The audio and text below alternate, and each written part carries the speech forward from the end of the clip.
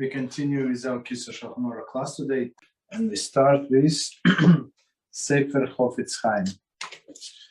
And the big topic the same, tales for the subject benefit. Today's topic, character deficiencies. Helping one's fellow to improve his character also falls within the realm of tales, constructive purpose. So we're trying to help somebody to change his character.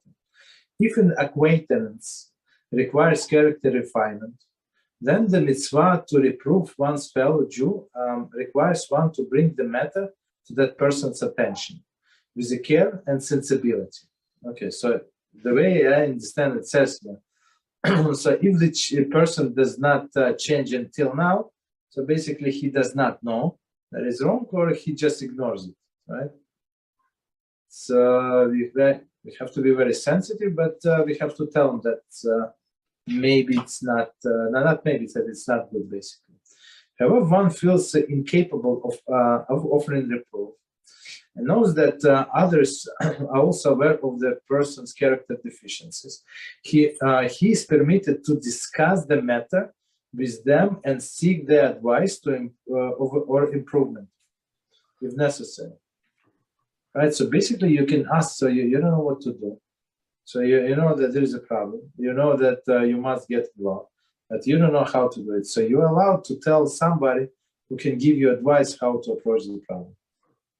Rabbi, yes. If there's a person, for example, let's say, and he bows very low, like to his knees, right, when he's doing Kol Yisrael, my question is, so do I have to go ask him why he does it, or can I ask someone else why he does it? Or they no, don't ask anybody else. So it's clear that it's not allowed, besides of arrogance. It's everywhere. So you can ask him. So like in a nice way. That's a proper way to approach even a rabbi. So you see a rabbi does, a big rabbi does something, in your opinion, not whatever you learn.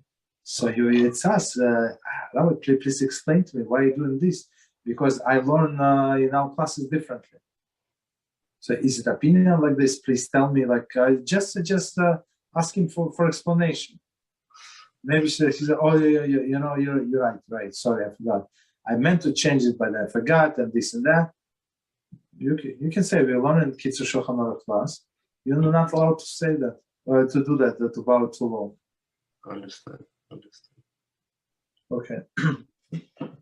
So that's what they say, and you have to approach him nicely. Though we have seen that it is lowly and forbidden to speak negatively of someone, even with those who are already aware of information, constructive speech is not at all lowly. When you're trying to, like as you just did, you ask advice how to approach the issue. You understand? So that's not considered to be lashon hara. Should one find it necessary to consult with someone who is unaware of this person's deficiencies for guidance in how to approach the person, he may do so. For this is to constitute constructive speech. So one more time, there is no problem. However, if it is possible to discuss issue without mentioning names, then this course must be followed. So I mean, the name of that person or a place, it's basically irrelevant. You understand? So if you said, I know this guy, I have some connection, I mean, I know his name, he knows my name, so I can approach him. That's basically not. That doesn't matter with where it's going on. We have already seen at day 53 that if one seeks to the active involvement in someone who is unaware of situation, that individual would have to investigate the matter personally and verify the facts before taking definite actions. Okay, so of course you have to investigate, but in general question and general approach, you asked me the question, I gave you exactly the answer what to do. Okay. But let's say you say something, right? You give an example, okay, of let's say this person, right? You don't say the name, okay? And so you say, oh, they cook horribly or something, right? My question is, let's say you don't say the name, they don't know who it is, even you give them all the hints, they don't know, okay? My question is, if say you said that like on TV or something, right? And that person might hear, okay? Is it an avera because they might get embarrassed even if you didn't say the name, or no? I didn't get that. I mean, meaning it was you didn't give hints, but that person still does not know who you're talking about. Then what? No, I'm saying you didn't give any hints, right? No, You no. said, I know this one person whose cooking is horrible, okay? Yeah.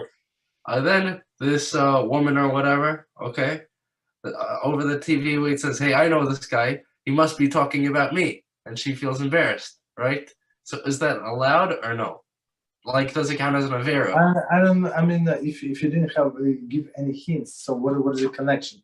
How can she say that it's like? How can anybody say it's about me? No, I'm saying the girl herself, because she knows. Wait, all the other girls in the community, Beis Yaakov girls. Me, on the other hand, I don't cook that well. Okay, Yes. So she thinks that rabbi or whoever on TV, right, is talking about her. You understand? Even though nobody else knows. So does it count as an avera just because she gets embarrassed? I mean, if he doesn't, I get the example. Sorry, I didn't get it the first time.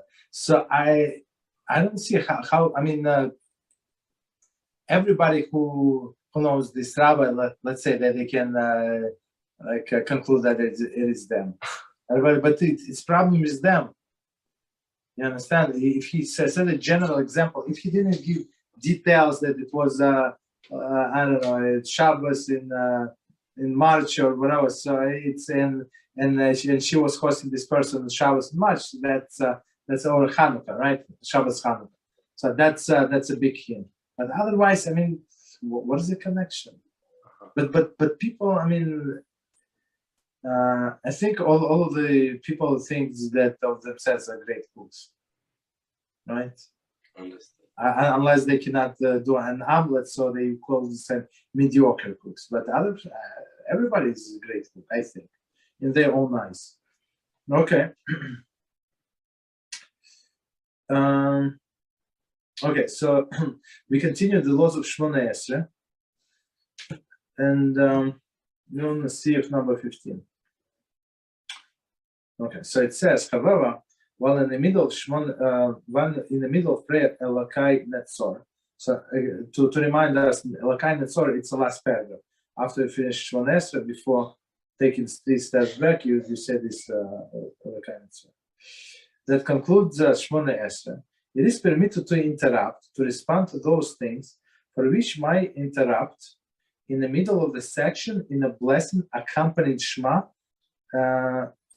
Shema and the Shema itself. Okay. And set forth in the Siman 16. So let's see. Commentaries, Siv 3. Okay, so let me quickly go there and check. Siv 16, Siv 3.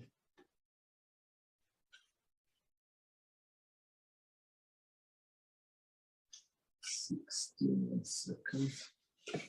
16.3. So one more quickly.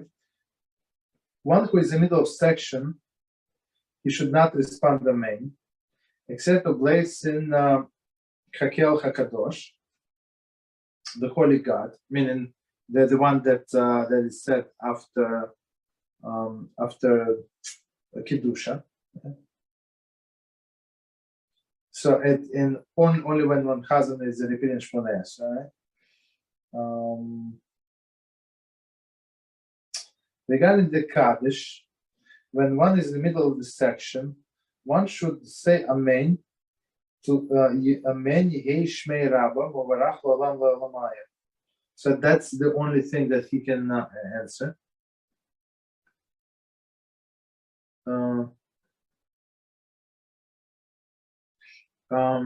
And when the Chazal say the word the Miram Be'alman V'imro Amen, he should also say the Amen. I think we don't say. This is the conclusion of the second paragraph, which begins Yisbarach. Okay, so we say twice. Okay, I usually don't answer this. I just listen, but I don't somehow. I don't know. However, he should not respond with amen to add other parts of the Kaddish. That's it. Since they are not part of the Kaddish prayer. Okay, continue. With regard to respondent Kiddusha, while in the middle of the section, he should remain silent and listen to recitation of Chazan. Only recite the congregation Kadosh, Kadosh, Kadosh, Holy, Holy, Holy, and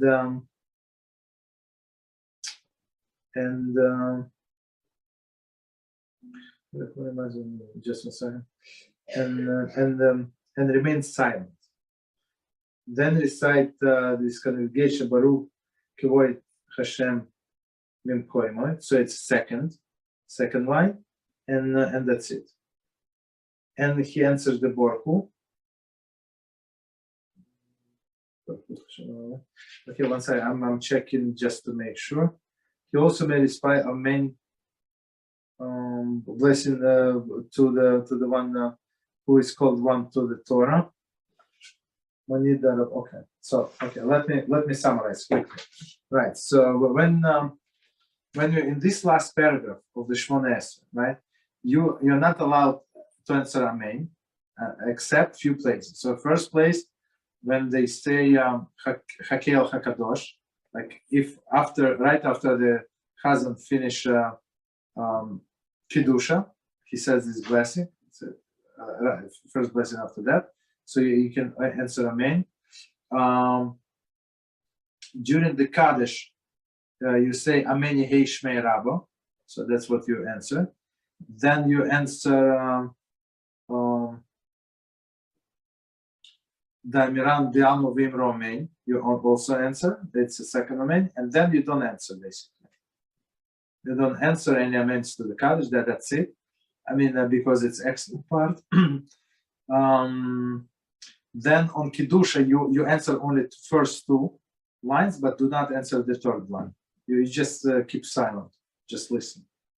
So answer, meaning whatever the congregation says, and then Chazan says, you don't do. Only Kadosh, Kadosh, Kadosh in the second one. Okay, so Holy, Holy, Holy, and the second, blessed is the glory of HaShem from His place. Okay.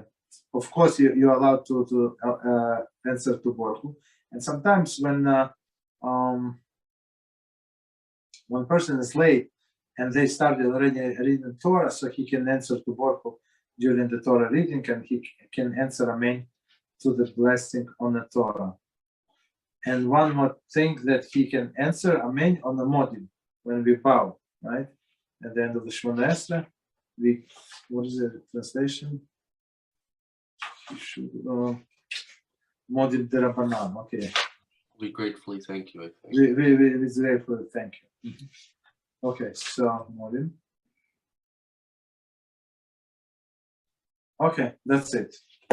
Okay, that's what we said. So same. So basically, it's not separate set of rules. It's exactly the same set of rules as we say as we do for paragraphs of Shema, and in the middle of blessing before Shema and after Shema. So, but in the conclusion of the blessing and between the two first paragraphs of Shema, as we said before, you're allowed to answer Amen. So it's more lenient. Okay. So continue. Nevertheless, if it is possible for him, before he responds, he should first recite the verse Yehi Ratzon. So the Yehi Ratzon, it's the first verse right after the last blessing. So an entire translation says, may the expression of my mouth and my thoughts of my heart find favor before you. HaShem, my rock and my redeemer. This verse is recited as a conclusion of Shemoneh Esrei. So before this Elokai Netzor paragraph, we say this verse. So that's so if you have some personal requests, well, not related to Shemoneh Esrei, well, some very personal requests, so it's proper to say it before this verse. May expression of my mouth and my thoughts of my heart find favor before that verse. So I finish Shemoneh Esrei. You're allowed to add whatever you want in your own words, right? As long, make it as long as you want, but of course, don't make it so long that you're going to miss Kiddusha, right? So I mean, if you finish a little early, so you have like 10, 15, 20 seconds, 1 minute to add whatever this additional prayer. And if you pray alone, so you have as much time as you want. Yeah, go ahead. I have something here. I wanna recheck with the Art Scroll app. We are in the acceptance of prayer that it says Shema. You hear our voice? No. We're not there. We're at the end of Shemoneh Esrei. Yes, I am because here it says that one may insert either or both of these personal prayers at this point for forgiveness. And the title of the paragraph is Shema. The next is Ratse. Then continues with Betachesena. He's inside of the Shemoneh Esrei, I think. He's talking about the bracha inside of the Shemoneh Esrei. Yeah. It's under. If you scroll to the end when the last blessing for peace. Thanksgiving Modim, it says. No. After that. After Modim. After Modim, after peace. Yeah, blessing for peace. There is one that it says Shalom. Establish abundant peace upon your people Israel. Exactly. So after that, we're talking about after that. At the end of the blessing. Yeah. So my question is where we can insert this request. After. That's what I'm telling. After. Okay. So blessing of peace, and then the verse says approximately, may my expression of my mouth and my thoughts. You see that? Yeah. Okay, so before this line, you're allowed to. I find it says some recites verses pertaining to their names at this point. See commentary. And then plus per personal request. Oh, right. Yeah. Right. Okay, thank you. Okay, yeah. Okay, continue. Rabbi. Yes. 2 things. Number 1, don't you make the personal requests after may the expressions of my mouth?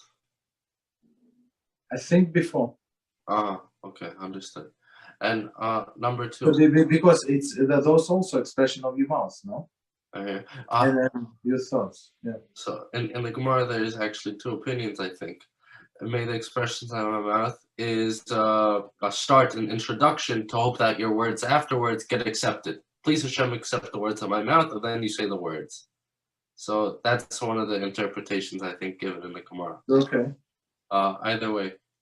So let's say you want to say basically what the Shemoneh Esrei said, right? Or at least some part of the Shemoneh Esrei said, just in different words, okay? Right? My question is like this. Is it better to prolong the Shemoneh Esrei, right? Have more kavanah, prolong the Shemoneh Esrei? Or is it better to keep the same regular Shemoneh Esrei you're doing right now and keep my expressions of my mouth and so on and so forth, the extra part that you want to do? Which one's better? No, but you're never allowed to change the words of Shemoneh Esrei. No, I'm not saying change the words. I'm saying you add something. No, you're not. Only in a few places where it says your life for sick people, for parnasa, and for other things like some like that you're allowed to add. Other things you're not allowed to add. That's not what I'm saying. I'm saying before you say the expressions on my mouth, okay? Yes. I'm saying I have 2 choices. I'm saying during the Shemoneh Esrei, I can either have a longer Shemoneh Esrei, meaning I can say it for more time, not like add stuff. Oh, okay. I see what you're saying. So basically, you have 5 minutes. So you say how to spend this 5 minutes. Spend 5 minutes on straight Shemoneh Esrei, or do 4 minutes Shemoneh Esrei, 1 minute of your extra prayer. I would say 5 minutes of Shemoneh Esrei. Understood. For sure. Yes. Thank you. Because all of this, you see, our great sages say that's all you need. So, but just in case you think that you need more, so you can add in your words. But you're not obligated; it's optional. So basically, Elokayna Shema. So meaning not Elokayna Shema. About Shema Kaleinu. Hear our voice. So in this, it's not only to what you say now, but in general, what you're saying, what are you asking? Hear our voice. It's okay. Continue. If he has more time, and it is possible for him, then he should always take 3 steps back before responding. So that's the most preferable, of course. It is a practice of some to always recite immediately after concluding the blessing. I like this English spelling. Chamorach es amo Israel beshalom.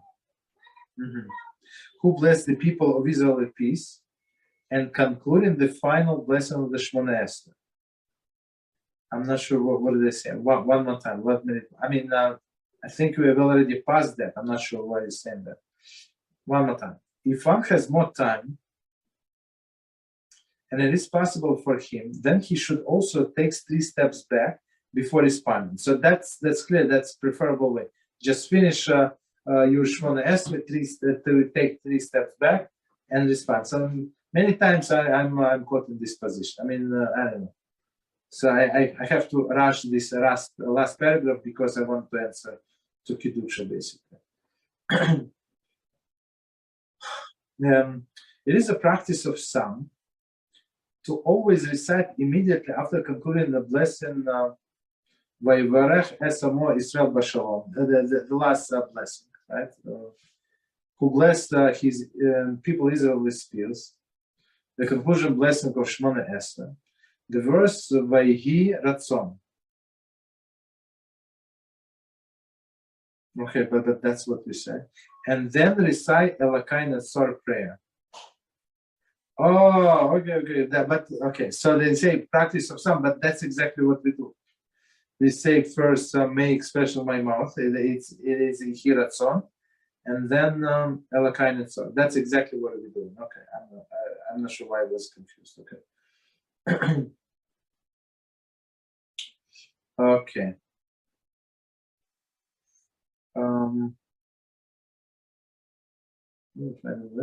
The verse over here at Sunnah said, and they recite the Elokayna Tzor prayer. Let me read that. I'm going to explain. And they say the Vayihi Ratzon second time. It is proper to follow this practice.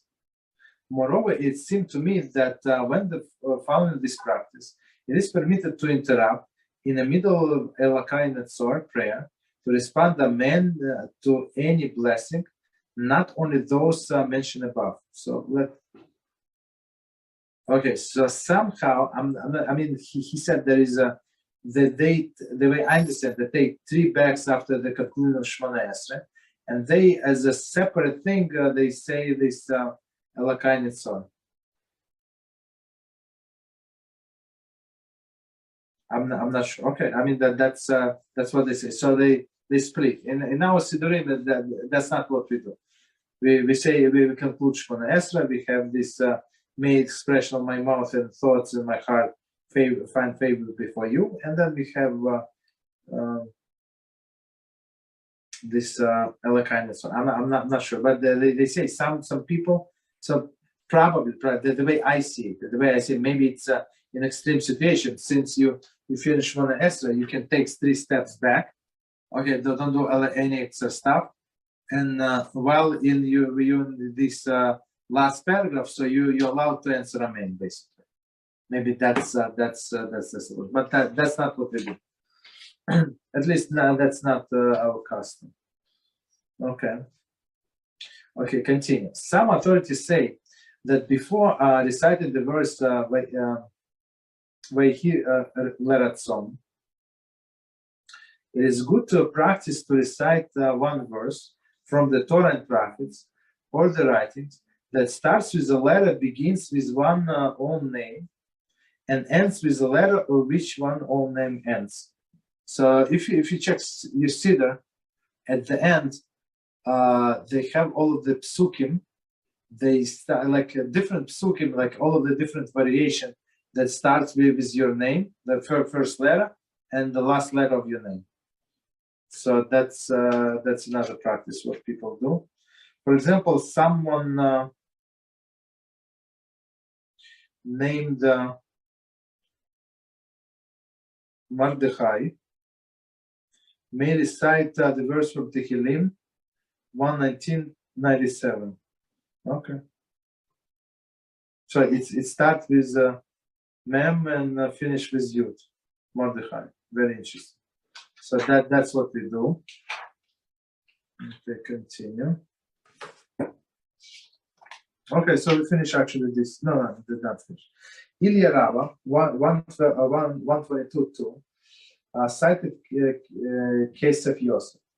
It seemed to me that one who recites Yehirat song twice, as described above, should recite the verse of his name only before the second recitation of Yehirat song. Actually, I'm not sure why would he say twice. I'm not sure. So I mean, maybe I missed something. I have another question. Yeah. Because I am a bit lost at this point, because I'm confused with the when you can insert to the prayer for example, for someone, a friend who is sick, and you want to add his name with their name of the mother, and this part we are talking about is about my name, or no, it's not.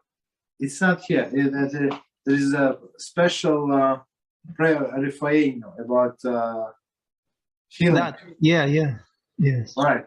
So this so you inserted there. So and now we are talking about inserting my name. Yes. So here it's not your name. So there. Okay. Let's break it apart. So there you say, if you want to say prayers for sick people, so in a prayer or refrain, you just stop wherever there is a mark. I think after 2 sentences you stop. You add whatever you need to add, all of the names. There is a formula. There is a special prayer that you say. Then you end that prayer, right?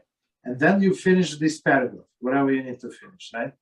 So about for sick people, we say only that. I mean, if you forgot, for whatever reason, you can add in this piece also. Right? So for Parnasa, we say also in another prayer, right? But if a person forgot or has special request, so he can say in this like after the conclusion of Shemoneh Esrei.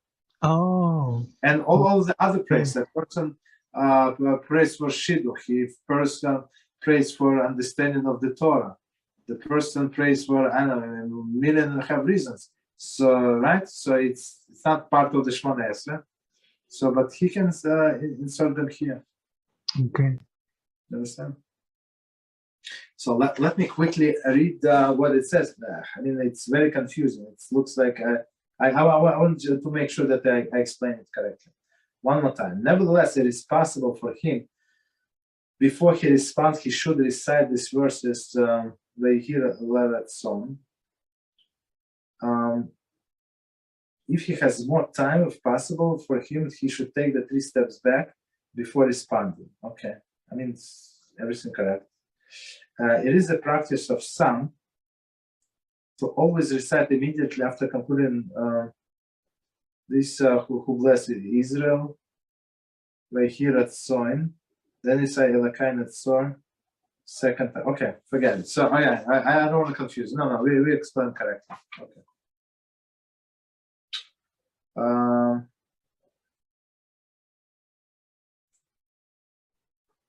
Okay, so continue. We're up to next Siyach number 16. So basically we're at the end of the Shemoneh Esrei, right? I mean, we finished Shemoneh Esrei. But let's see. 16. It has already been set out above in 12.3, so we're on 18, right? That if person feels even slight urge, that's our previous topic, right? The urge to relieve himself, it is forbidden to him to pray until he cleanses himself. There is a release himself. So it is forbidden. It's not nice. It's not, no. He's forbidden to pray, right? This is especially applicable with regard to Shemoneh Esrei prayer. That it is forbidden for one to begin to pray if he feels even slight need to relieve himself until he cleanses himself. So I mean, it's clear as day. So you're not, if you have even slight urge, you're not allowed. However, if when he began Shemoneh Esrei, he did not feel any need to relieve himself, and only after he began, when he was in the middle of the recitation of Shemoneh Esrei prayer, did he feel the need to relieve himself, whether he felt the need to defecate or urinate, so they say it does not make any difference, he should restrain himself until the finishes reciting Shemoneh Esrei. So if he did not have urge, now in the middle you have an urge, okay, he has to hold, basically. And he should not interrupt his prayer. Even if he urge to relieve himself is pressing, you hear? He should nevertheless restrain himself as long as he can, and he should not interrupt his prayer to leave in the middle of Shemoneh Esrei prayer, to attend to his needs, until after he has concluded the blessing, es amo Israel b'shalom.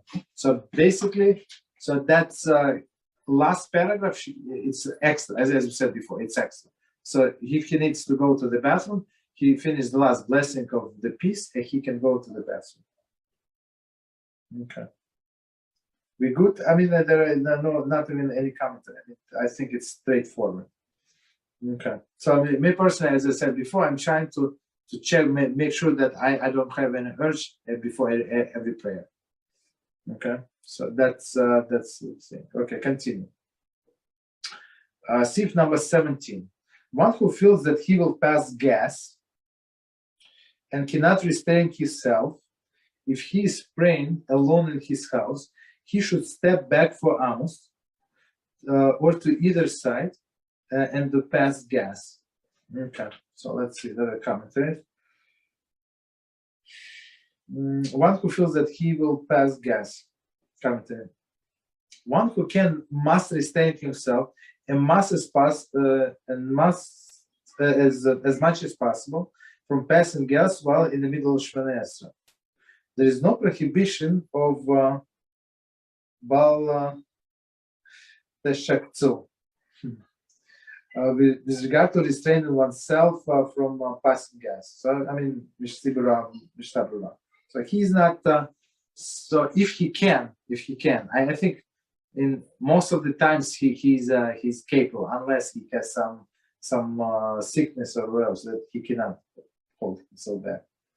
Basically, okay. So they say if one feels that he will pass gas and he cannot restrain himself, if he is praying in his house, he should step back for amos, meaning that he can return back to the right place, right?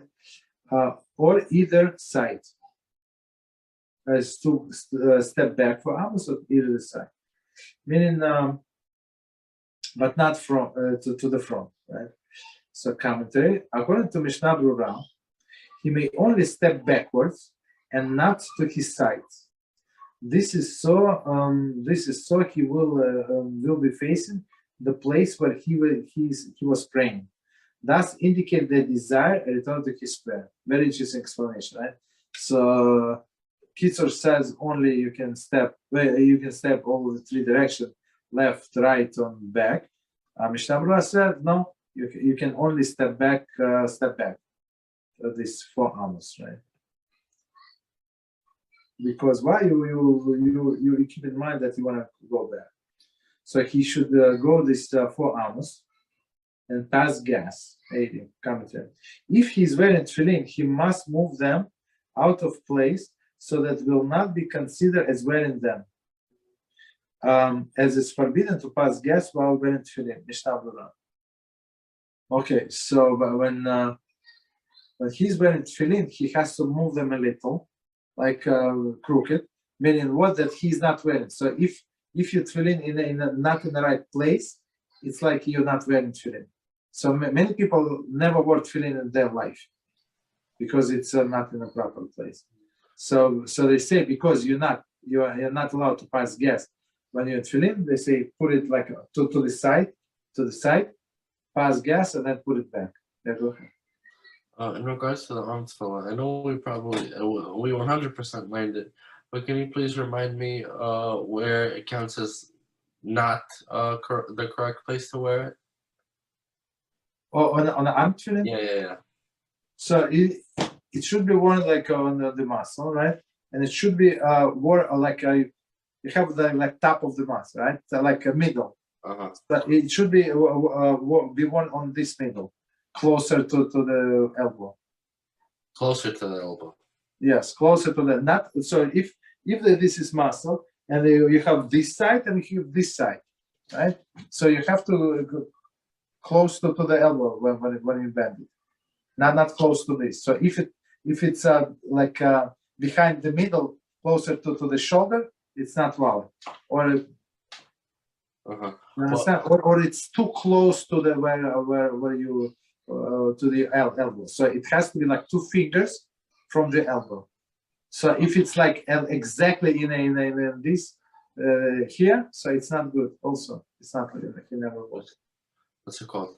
Is it okay though if I have it more inside on my bicep? Not too much inside. Just they say incline.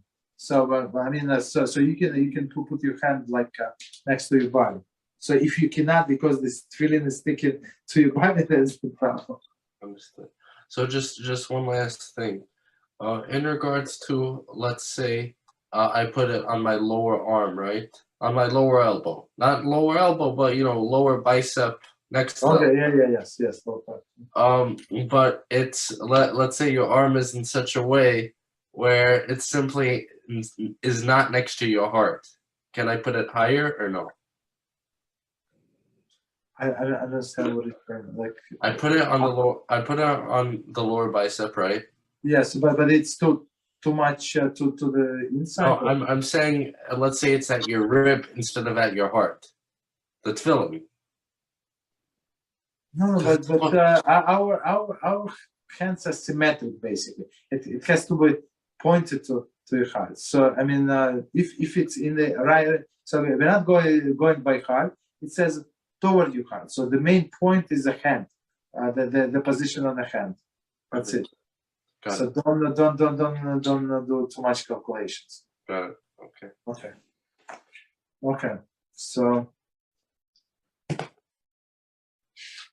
I think we start. Okay, let's start from the beginning. I would have got what we were saying. Okay, it has been set out above. Okay, no, we said so it's about passing gas. Right? Okay. So we said that he should move tefillin a little out of place, so it's like he's not wearing them.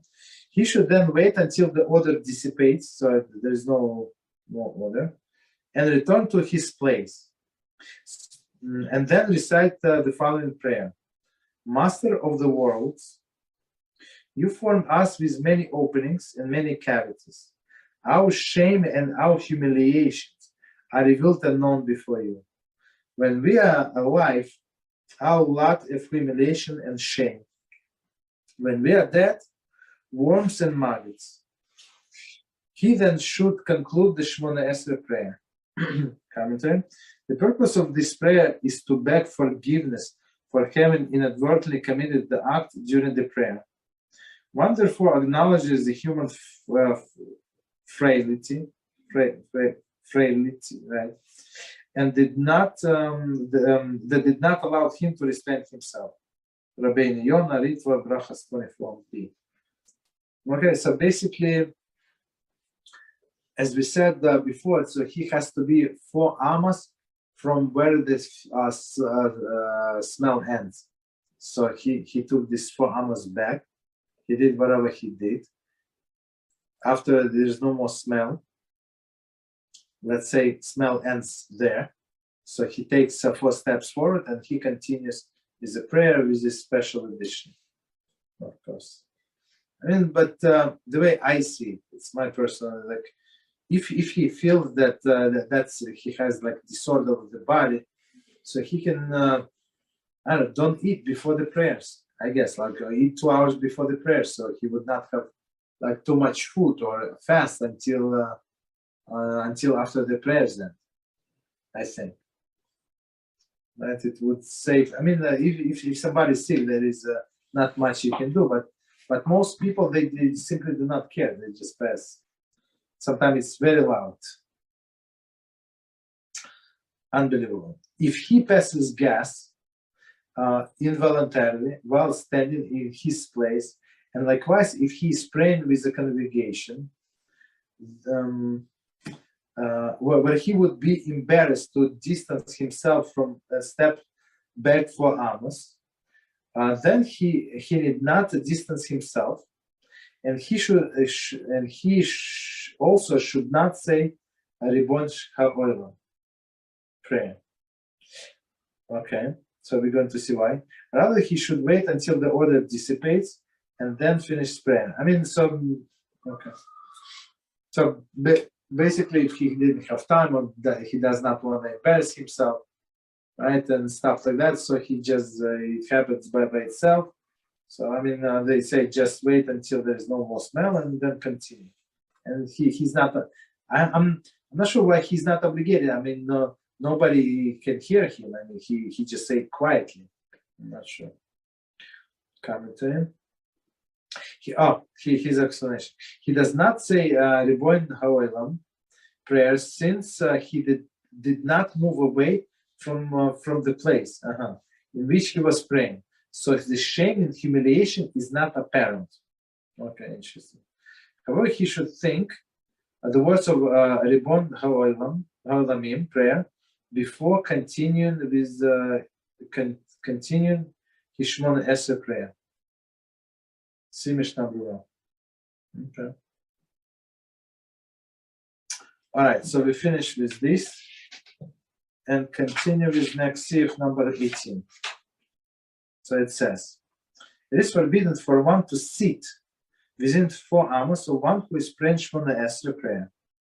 Okay, we actually answered all these questions before. Okay, let's see. Or even to support himself by leaning on an object. All right, so one more time, it is forbidden for one to sit within the 4 amos of the one who is praying Shemoneh Esrei prayer, regardless of whether it is in front of him, behind him, or to the sides. Commentaries. When one sits adjacent to one who is praying Shemoneh Esrei, and he is not also engaged in prayer, it appears that if the person sitting down, does not wish to join in accepting upon himself the authority of HaShem. Mishnah Berurah. Okay. However, if the person sitting is also engaged in something that is part of the prayer service, it is permitted. So basically, it's not just sitting and reading newspaper, right? If he's praying, there is no problem. Maybe he's behind a little, right? Commentary. There is, even if he is not engaged in actual prayer, as long as it is somewhat connected to the prayer service, he may sit there. As an example of this, in the chapter of the Mishnah cited before, Psuki de Zimra, right, or perhaps the tractate of what recited in Shabbos Mincha Soros, Mishnah Berurah. So basically something related to prayer. So all of this Carbonus stuff or Pirkei Avos, I mean, still it's related to prayer. So he's permitted to see. Some authority takes the lenient position that even if one is not engaged in the matters of the prayer, as long as he's studying Torah verbally, right? I mean, we always have to study verbally. He need not to distance himself. So I mean, so the basic idea not to show disregard. So in front of him, it's different, right? But we'll be talking about at least next time. At 86.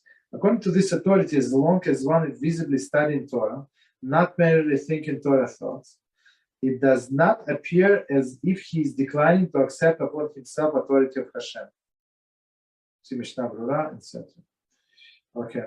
And Mishnah Brura writes, when possible, one should not rely on these authorities to sit in front or in front of or besides one who is praying.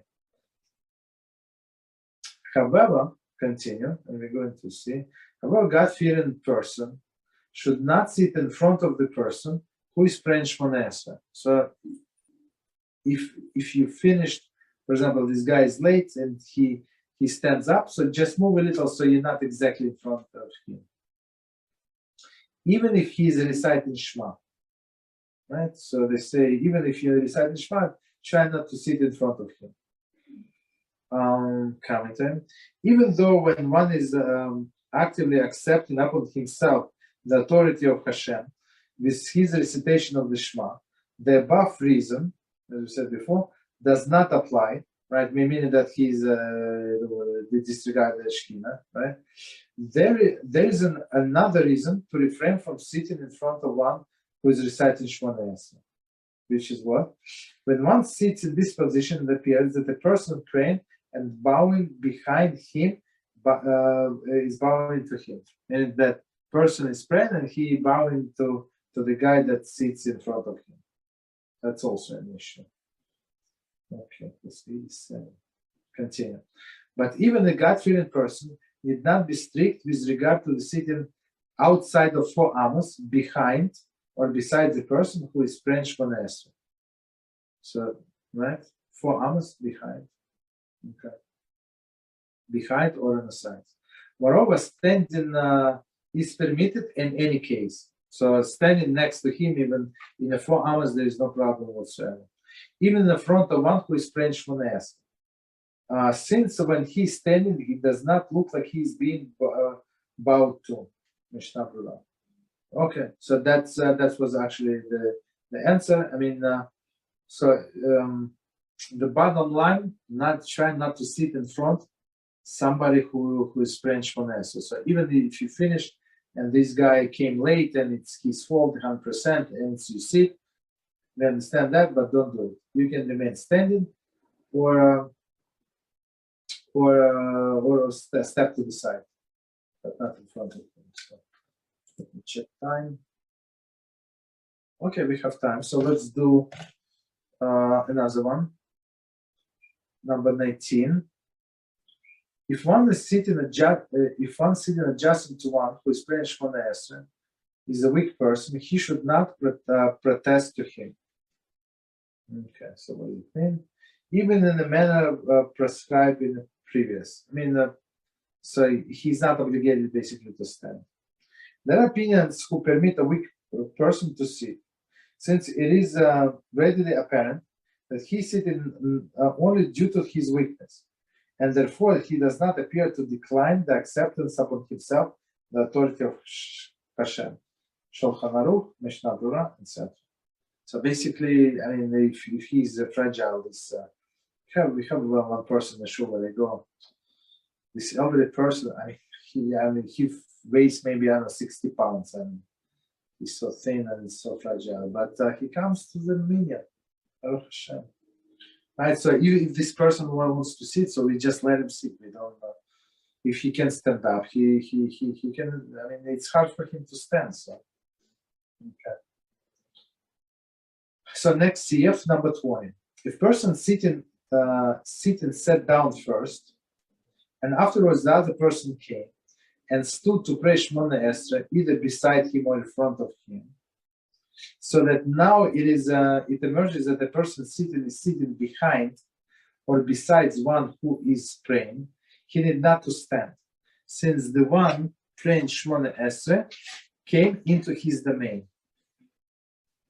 Nevertheless, it is Midas Hasidus, practice of the pious, to stand even in this case. Meaning he came before you, so move out so you're not directly in front of you, or you're out like 4 amos away. So in any direction, as we said before. However, if one is praying, came and stood behind him, so that now it emerges that he is sitting in front of the one who is praying, it is proper for him to be scrupulous and stand. So this guy did not mean, he didn't think about it, but now, I mean, what can he do? So it's proper to stand. Okay. Even though you're not obligated, but proper to. All these halachas with regard to the coming into the domain of another to pray, right? So domain meaning these 4 amos around him. Apply only when praying in. All of these halachas with regard to coming into the domain of another to pray apply only when praying in one's house. When praying in a house, which is designated for a regular minyan, and certainly in a synagogue, which is designated for every person to come and pray. In these cases, even if one sat down first and then another began to pray next to him, person who sat down must stand, since the place is designated for a prayer for each person, and it is therefore not considered the domain of any person. Okay, let me read it again. I mean, it's a little confusing. Why is it so? So let me read it again quickly. All of these halachas with regard to the coming into the domain of another to pray apply only when praying in one's house. However, when praying in a house which is designated for regular minyan, so it could be in a house, could be in a synagogue, and certainly in a synagogue, which is designated for every person to come and pray. In these cases, even if one sat down first, so he sat down first, and then another person began to pray next to him, the person who sat down must stand, since the place is designated for the prayer of each person, and it is therefore not considered the domain of any person.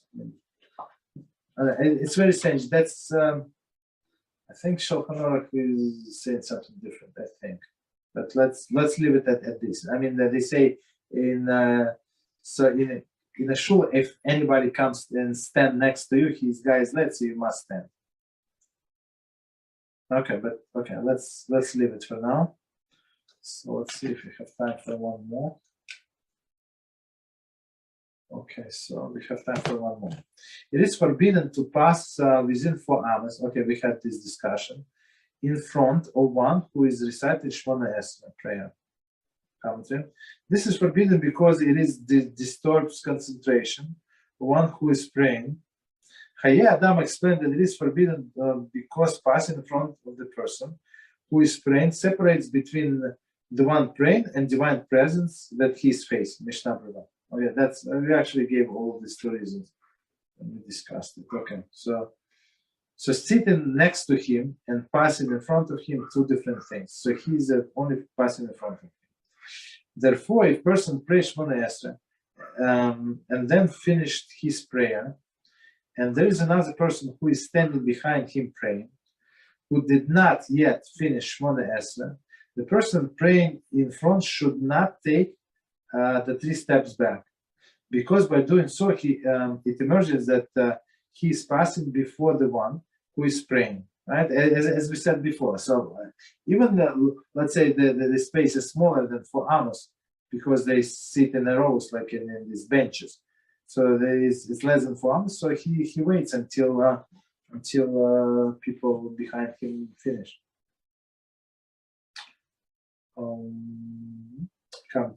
This is forbidden even if one who is still praying began Shemoneh Esrei after the one in front. I mean, it does not matter when he began. He's still praying, so I'm not allowed to take these 3 steps back. However, passing besides one who is praying and certainly behind is permitted. So there is difference. I just wanted to point out there is difference between passing. Passing is not allowed only in front. That's what we said last time. On the back, there is no problem. On the sides, I think Shulchan Aruch said that may be a problem, but and then we follow Lerner and Peanut. That's what Kitzur also said, okay, no problem if he passes on the sides, but sitting next to him when he's praying, that's the issue that they discuss. So they say 4 amos in all of the directions. You're not allowed to sit when he's praying, basically. Okay. So continue. Oh, let's finish. Beezrat HaShem. Number 22. A person who is drunk, if he is in such a state that he cannot speak in a dignified manner, so he can speak. I mean, people understand that he's drunk a little, right? In a dignified manner, before the great and respected person, meaning this guy execute him, right? He's prohibited praying Shemoneh Esrei. Right? That's the problem of Purim. If he violated this halacha and prayed anyway, his prayer is considered abomination. So no, people say, so what is better? What are you saying? People get excited, right? They say, what are you saying? For me, it's better not to pray. Of course not to pray. What are you talking about? There's no question about it. Of course not to pray. And he must pray again, right? When the effect of the wine leaves him. If the time for the prayer passed before he's able to pray, he can make up the prayer that he missed at the time of the following prayer, following the halacha regarding one who is inadvertently or unavoidably missed the prayer. Commentary: provided that he did not begin to drink to excess close to the end of the time of that prayer, for this would be considered deliberate skipping of the prayer. Mishnah Berurah. Let me finish and I'm going to explain. So we're going to learn about these extra prayers in the Siman 21. So we finish in 18 and 21. Regarding the law of the prayer with respect to the woman who is nida, see below Siman 113. Okay, so we're going to get it. Okay, so we said if he started drinking in allowed time. So basically, as you said before, like for example, half an hour before the sunrise, you're not allowed. Not sunrise, before the dawn. I apologize. Half an hour before the dawn, you're not allowed to start eating, right? And sometime before the mincha, let's say if you did not pray mincha like in early mincha, you want to pray later mincha. So half an hour before the mincha, he's not like whatever he's going to pray. He's not allowed to sit down and eat. Of course, no alcohol. But let's say he started in a normal time, permitted time, and now he drank extra, like he drank extra, whatever he did, and now he's drunk. So we say he can say this prayer for what do they call this prayer? Like additional prayer, whatever they call. I don't remember the exact name. So they call additional prayer. So you were like, for example, like a person, he was sick and he will have fever and he overslept. He missed shacharis completely, right? So he can pray during the mincha 2 prayers because it was not done due to his fault. So he can fix the issue. All right, let's stop here, guys. Any questions? Any topic? Please go ahead.